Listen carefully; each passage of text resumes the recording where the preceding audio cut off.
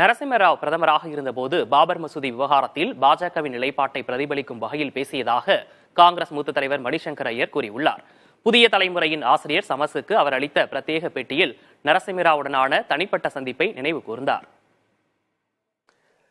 நரசிம்மராவ் என்று சொல்றார், நீ எப்படி செக்யூலரிசத்தை பற்றி மதச்சார்பின்மையை பற்றி பேசுறியோ அது எனக்கு சரியா இல்லைங்கிறது இருக்கு.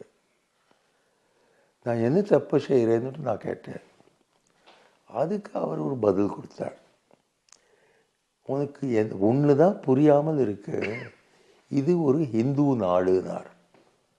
எனக்கும் தூக்கி வாரி போட்டுது.